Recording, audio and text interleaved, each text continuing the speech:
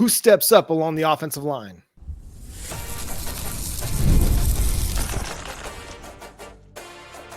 You are Locked On Sooners, your daily podcast on the Oklahoma Sooners. Part of the Locked On Podcast Network, your team every day.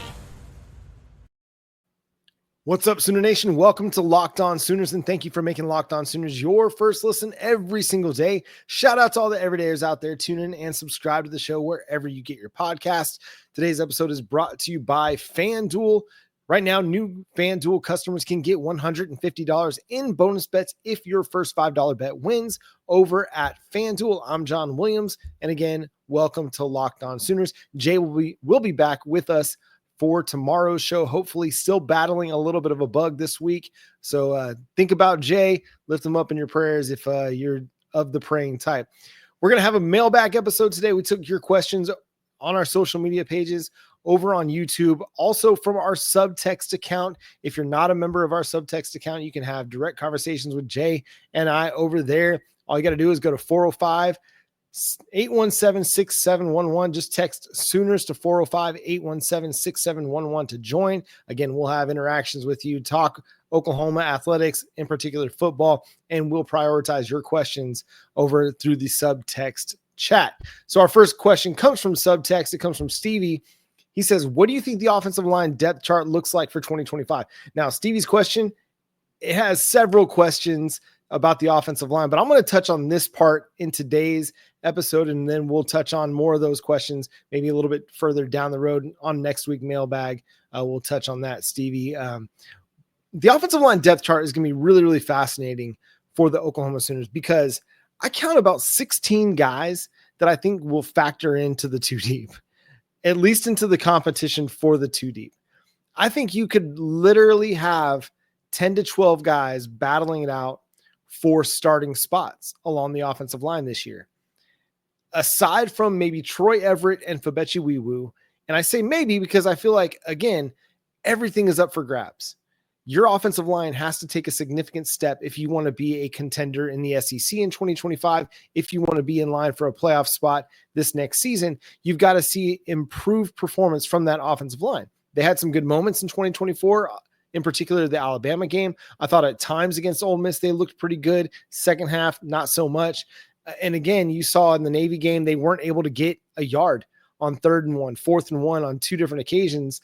And so you see that there's need for improvement, significant improvement from this group.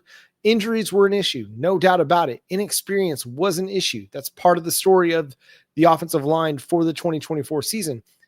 But you brought in several transfers in Luke Baklenko and Derek Simmons to add to your offensive line depth. You're bringing back pretty much everybody aside from Michael Tarkin and Spencer Brown off of last year's group. And you're bringing in a really, really nice offensive line class. So there's a lot of competitive depth. The question now becomes who starts?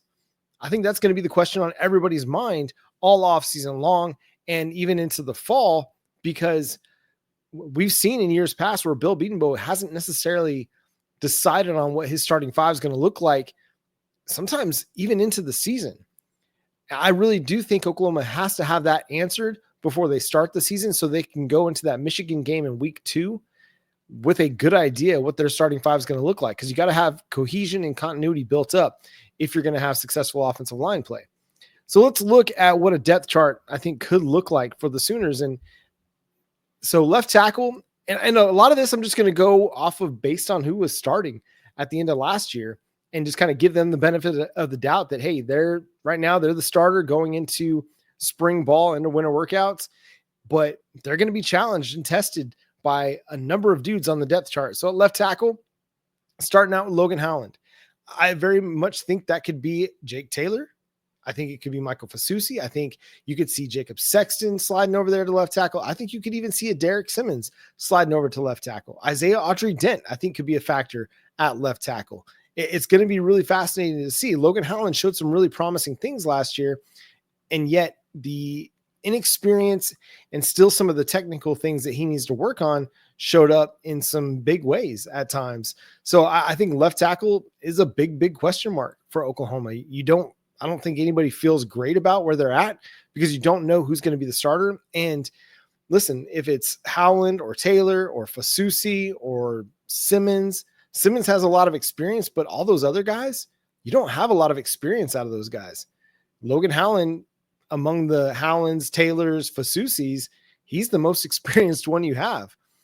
Now that experience matters. He can grow from that, but you got to see him take a significant step this offseason to solidify that job. At left guard, Heath Ozaeta, again, he's kind of the incumbent starter at left guard, and like Howland, showed a lot of really good things, showed a lot of promise. I think he's got to take that step. He's got to improve. You could see Jacob Sexton playing left guard. He started the season as your left guard, and then injuries dinged him up, and he wasn't able to play for the full season. I could see a Darius Afalava being a factor in there. Eddie Pierre-Louis, if they play him at left guard or right guard, I think he could be a factor there as well. So again, as I mentioned earlier, you've got a number of guys who are going to be a factor in the 2 or 3 deep that this could be ordered any way you want. And I wouldn't really be able to question it because aside, again, left tackle, left guard, I think you have legit competition, and it's not just between 1 or 2 guys. I think it's 3, 4, maybe 5 guys at each spot that you're going to be having competition with to see what gives you the best opportunity to be successful along the offensive line. At center, this one I think is the one that feels the most solidified, and that's with Troy Everett probably going to lead the way as your starter. Branson Hickman comes back, and everybody was really, really excited about what he brought to the table coming over from SMU, but it never really materialized because of offseason injuries. He tried to play through some things and wasn't able to really give it a full go. We also like Josh Isosa. We also like Owen Hollenbeck. Can they factor into the 2 deep discussion? Can they factor into the starting center spot discussion? I think that's going to be a bit of an uphill battle because you've got veteran guys in Troy Everett and Branson Hickman who Bill Bedenbaugh is going to want to lean on, especially as they install a new offense, and you're going to have some young guys playing other spots along the offensive line. He's going to want to have that experience in Everett or Hickman leading the way at center. At right guard, Febechi Wiwu, he comes back as your starter. He was the only offensive lineman to play every single game, and he led you in snaps. And listen, for some of the ups and downs, he started to kind of put some things together toward the end of the season, and you feel a little bit better about his direction, his projection, or his development. If he can take a significant step this offseason, I think you feel great about your right side of your offensive line. And again, Eddie Pierre-Louis, he could factor in at right guard. He could factor in at left guard. Daniel Akinkumi, he's got the size. To me, for him, it's just continuing to gain experience and get those reps, both mentally and physically, to continue to grow in his ability. But, I mean, guard outside of Febechi Wiwu is just kind of up for grabs, both at starting left guard and along the 2 deep. I think you could see a number of guys being a factor. And then right tackle, again, I feel pretty solid about Derek Simmons, likely going to be your right tackle just because he's got so much experience and he's going to be able to help solidify at least one side of your offensive line. Now, he could bump over to left tackle, kind of like Michael Tarkin did early in the season and give you some veteran experience over there. But it'll just depend on where they feel like he fits best. Luke Baklenko is another one of those veteran experienced guys that could factor in at right tackle. If you feel like Derek Simmons actually gives you a better shot at left tackle, then Luke and maybe Jake Taylor are going to be factoring in at your right tackle spot. But don't sleep on Isaiah Autry-Dent. Don't sleep on Ryan Foje. I think there are 4 guys that are part of that right tackle competition, but I think they will lean some on the veteran experience of a Derek Simmons, of a Luke Baklenko, so that you have at least one side of your offensive line with some veteran experience. If you're going young at your on the left side, okay, but your center, right guard, right tackle, that gives you some good experience, at least on one half of your offensive line, and you can continue to develop the other half of your offensive line. Again, that question came from Stevie over on Subtext. If you want to subscribe to Subtext, join the Locked On Sooners Insider Program by texting Sooners to 405-817-6711. Again, join the Locked On Sooners Insider Program over at 405-817-6711. We're going to talk about what are some of the biggest obstacles on the Oklahoma Sooners schedule in 2025? This question is going to be coming from YouTube. We'll do that coming up next here on Locked On Sooners. And today's episode is brought to you by FanDuel. When the game tips off, the NBA action is just getting started, and there's no better place to get in on it than FanDuel, America's #1 sportsbook.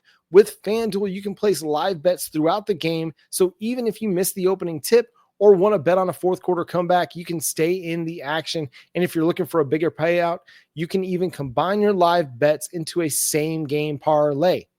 Right now, new customers can get $150 in bonus bets if your first $5 bet wins. Just visit FanDuel.com to join today. That's FanDuel.com for your shot at $150 in bonus bets. Make every moment more with FanDuel, the official sports betting partner of the NBA. Again, thanks for making Locked On Sooners your first listen every single day. Shout out to all the everydayers out there. Tune in and subscribe to the show wherever you get your podcast. If you want to have a question featured here on Locked On Sooners as part of our mailbag episodes, make sure you hit us up on social media at Locked On Sooners on all of the social media platforms, or on YouTube. Just type mailbag in the top of the comment box so that I can easily search and find that. As you guys throw a lot of comments out there on the YouTube side, and we appreciate all of that. And all the interaction there. Or again, you can hit us up 405-817-6711 and join the Locked On Sooners Insider program. So this next question comes from Hazel Navarrete 1052 from over on YouTube. What are the biggest obstacles on Oklahoma's 2025 schedule? And you look at this, and I think you could take this game by game. You could look at different stretches of the season that are going to be the biggest obstacles. I'm going to take it a couple different ways. First, in each game, what's going to be the biggest obstacle for the Oklahoma Sooners? So let's start with the Michigan game. To me, it's going to come down to offensive line play. I think your defense is going to be good enough to keep the game low scoring from Michigan's end. Michigan's not going to run up 35, 40 points on you. They're just not going to do it. Can they be improved offensively? I think so. I think if they can get to 25, that's going to make it a really, really interesting game. But I think the defense is going to be good enough to keep their score around 20 or less. And so for me, it's the offensive line. I talked about it in yesterday's show. You got to have the offensive line figured out before you go play the Michigan Wolverines in your home stadium, so that you have the ability to control the trenches on the offensive side of the ball. We know Michigan's going to be good up front on both sides of the ball. They're going to give your defense a test. They're going to want to try to play ball control on offense and keep your high octane offense off the field. The best way to make sure that that's not a factor in the game is to go put points up on the board when you have the football. But if your offensive line's unable to block and unable to block a good Michigan team, a good Michigan defensive front, that's going to make things a lot more difficult for John Mateer and your run game and the pass game. So got to have the offensive line ready. When you face Auburn, to me, this is going to sound crazy, but it's underestimating Jackson Arnold. That's the biggest obstacle I think Oklahoma is going to face, because if they go into that game thinking that they're going to see the Jackson Arnold that we saw was kind of a train wreck in 2024 for the Sooners, as much of the offense was, then I think you could be in for a rude awakening. Now, is he going to go in there and light it up and throw for 350 and 3 touchdowns against Oklahoma? I don't think so.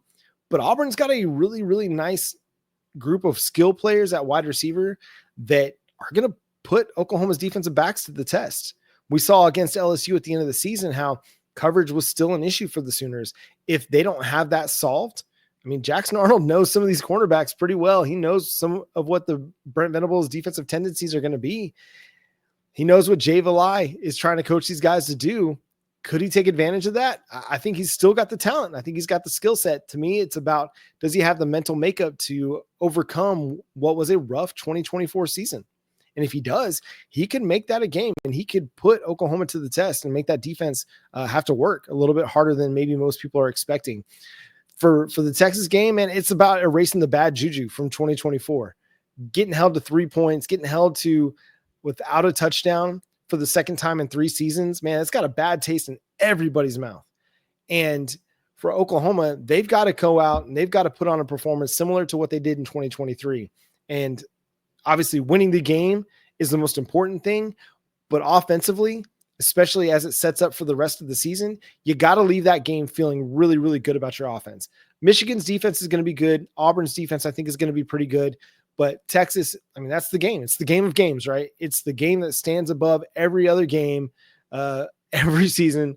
Sorry to mix some metaphors there, but if they can come out of the Texas game after having a solid to good offensive performance and the defense plays well, then you'll feel good about what Oklahoma is going to be the rest of the season. Against South Carolina, to me, it's simple. Containing Sellers. If you can contain Lenore's Sellers, you're going to have a chance to limit that offense. We didn't get a chance to see what Oklahoma's defense could have done against South Carolina this year because the game was basically over in the first 5 minutes after Michael Hawkins turned the ball over on each of his first 3 possessions, and that led to points.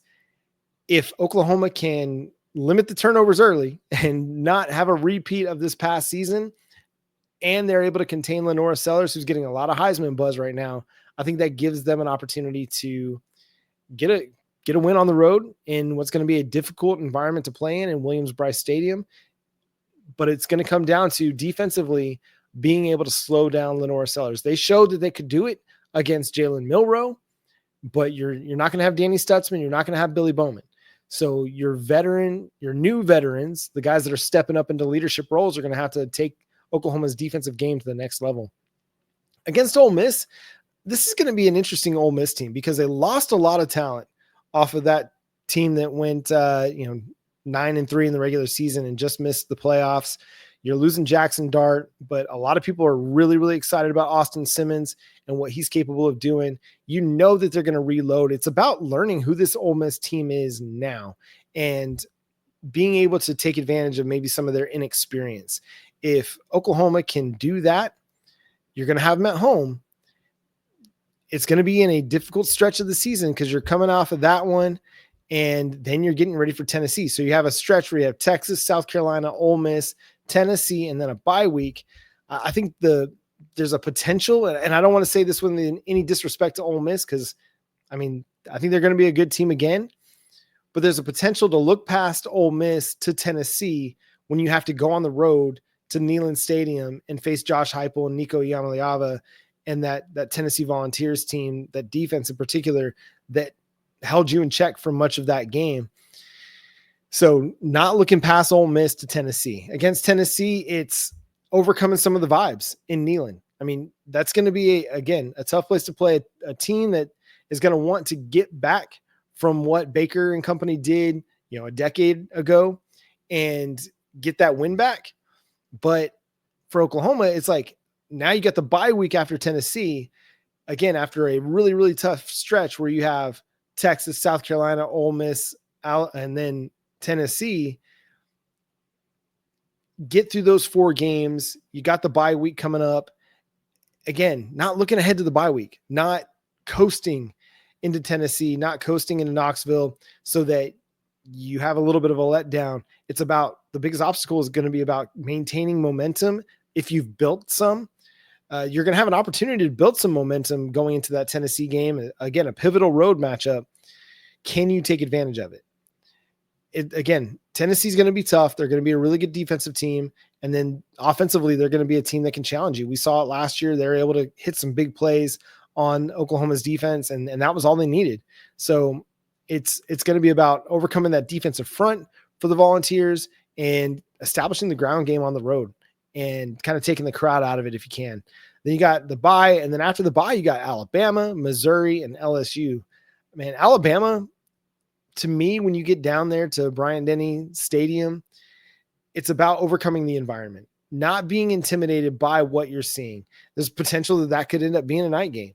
At the very least, it'll be an afternoon game because it's going to be a big-time matchup between 2 blue blood programs, and SEC is going to want to highlight that matchup. ESPN is going to want to highlight that matchup, and there's a chance that both these teams coming out of the bye, entering the month of November, could be looking at playoffs. They could be in playoff contention, and that's going to be the start to either one of those teams' run to the college football playoff. So that's going to be a big time game and a big time environment against Missouri, kind of similar to Ole Miss. Like, what are we expecting out of this team? you lose Brady Cook and Drew Pine. Bo Prabula, by all accounts, he's a talented quarterback, but he just doesn't have a lot of experience. But by that point in the season, he will have a lot of experience. Can Brent Venables' defense, can the Oklahoma crowd kind of pay one back on the Missouri Tigers and get the win right? LSU coming to town to finish the season. Cover. Got to cover. That's what I have written in my notes. Just cover. Because Garrett Nussmeier, he beat you. At the end of the first half and then early in the second half, he just straight up beat you. Those wide receivers made plays on your cornerbacks, and that's basically what decided the game. So those are kind of the big obstacles in the big games that Oklahoma has. No disrespect to the non-conference teams that Oklahoma will face, and Illinois State and Temple and Kent State, but these are the games that are going to matter the most to Oklahoma. And entering November with just one loss, I mean, if they can enter November at 8-1, I think they're going to have a great shot to be in the playoff discussion and make the college football playoff. Got to win, 2 of those final 3 games to get you there. But I mean, if they can enter 8-1, that'll be great. If they can get to their first bye week, 4-1, 5-0, ahead of Kent State and then Texas, I think that's huge. And then, that 4-game stretch where they play Texas, South Carolina, Ole Miss, and Tennessee. I mean, you can't go any worse than 3-1 to me if you want to have a shot at the playoffs. So those are the biggest obstacles facing Oklahoma in 2025 on their schedule. Thanks so much for the question. Again, if you want to have a question featured, hit us up on all the social media platforms, hit us up on YouTube, and hit mailbag in there to make sure that I'm able to find that pretty easily. Or you can subscribe at the Locked On Sooners Insider Program at 405-817-6711. What can we expect at wide receiver next year? Blake asks. We'll discuss coming up next here on Locked On Sooners.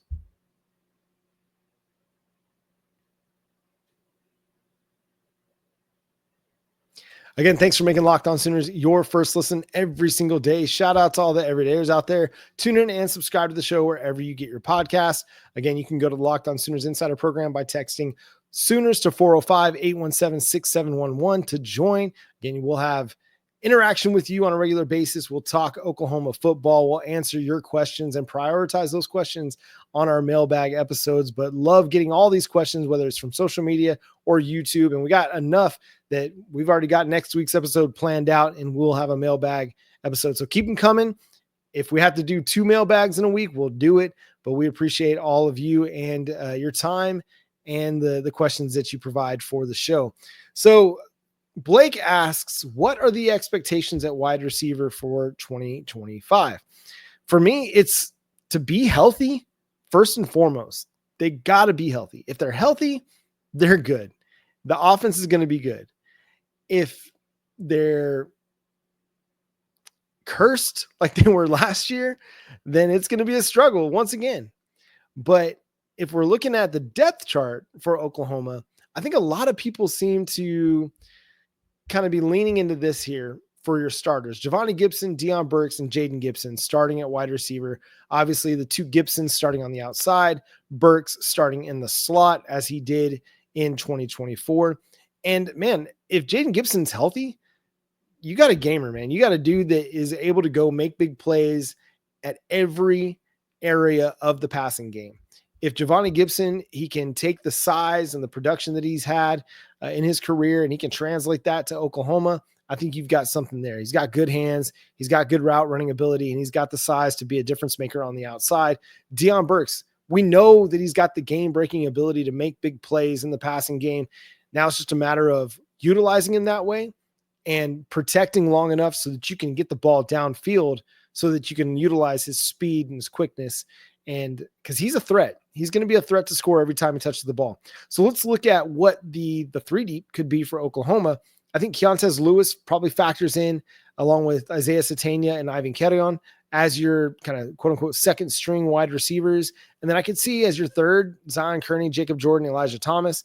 And I think Jacob Jordan could easily be your number 2 slot receiver after what he did in 2024. He's good. He's a good player. He's got good hands, good route running ability, and someone who was not afraid to go over the middle and make tough catches. You can use him. And honestly, you might see 2 slot players playing quite a bit because Ben Arbuckle used a lot of 4 wide receiver sets, 5 wide receiver sets at Washington State. They want to spread out. You're not going to see as many tight end snaps this year.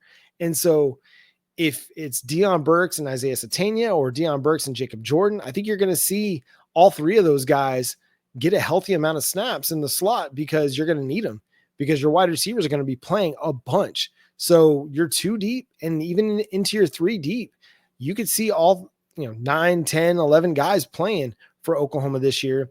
And I do think we'll see a lot more Zion Kearney. He showed some good things. Obviously, the drop in the bowl game is going to be what everybody remembers, but let's not forget Jaden Gibson had some drops his true freshman season too. And then look what he went and did as a sophomore.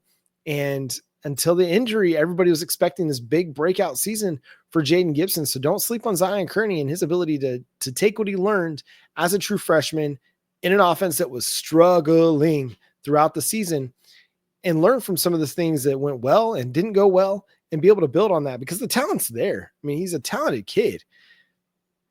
There's a reason why he was such a big time pickup for Oklahoma. It's because there's a lot to work with there. He's a guy that can win in a lot of areas. And again, with Ivan Carrion, he showed a lot of good things in that the loss to Navy. He was a good possession receiver. I could see him building on that as well. And even if Jaden Gibson's not back and ready to go, I could see Ivan Carrion sliding in as that other starter on the outside opposite of Javonnie Gibson. But if Jaden Gibson's good to go, then, I mean, to me, he is the guy on this team with the most like wide receiver 1 energy and the wide receiver 1 potential. And what I mean by that is the dude that you're going to throw to the ball to in all situations. He's going to be that go-to wide receiver. He's going to be a guy that can win in the short area of the passing game. He can go deep. He can win jump balls. He can win the 50-50. You can throw fade routes to him. He's that guy. And he's got that mentality, that attitude. It's like every ball in the air is my ball. I want the ball. Give me the ball. I'm going to go make a play. Just throw the ball in my area. I'll use my size, my strength to go win the ball. Now I just need my guy to get healthy and stay healthy because he's got that kind of wide receiver 1 energy that if he can get a full season out of him and he's playing a full complement of snaps on the outside, I mean, I think you could see something like 50, 807 or 8 touchdowns out of him as a first-time starter this year. That might not lead Oklahoma in receiving, but I very much think he's got the capability of leading Oklahoma in receiving yards and touchdowns. But because Oklahoma is going to be throwing the ball, I think they're going to be throwing the ball quite a bit and using a lot of different wide receivers. Maybe those aren't the numbers, but even if he goes for something like 30 and 550 to 600 and 6 touchdowns, that's still a really good season. That's better than anything you got this past year. And the fact that it's probably not going to be what leads Oklahoma in receiving, I mean, you're going to like that. John Mateer is going to have a lot of fun throwing to these guys because you got guys that can win in a lot of different ways. You got guys with size, you got guys with quickness and speed, you got guys that you can throw 50-50 balls to. You don't have to have them open to throw them the football. And I think that's where some of what Jackson Arnold struggled with this last year is, okay, either he wasn't seeing open guys or guys weren't getting open, but he was reluctant to throw the football even if a guy had good leverage on the defender. And sometimes that's all you need is just a guy to have good leverage. So I'm excited to see what John Mateer is going to be able to do with this wide receiver group because there is talent there. It didn't show out in 2024. But again, if you can get better protection in the passing game for the quarterback, and you've got an offensive coordinator that knows how to get guys open, he knows how to scheme a passing game open, then, man, I think you've got a lot to like with the wide receiver group. And that's going to do it for today's episode of Locked On Sooners. Thanks so much for tuning in, being a part of the show. Subscribe to the show wherever you get your podcasts. Again, Blake, thanks for that question here on Locked On Sooners. Make sure you follow us on all of our social media platforms, Twitter, TikTok, Instagram, Facebook, Pinterest, Threads. wherever you like to follow us on social media. Make sure you hit the follow button there. Subscribe to the show wherever you get your podcasts. We're free and available on all podcast platforms and on YouTube. So hit that subscribe button and that notification button to let you know when new episodes drop.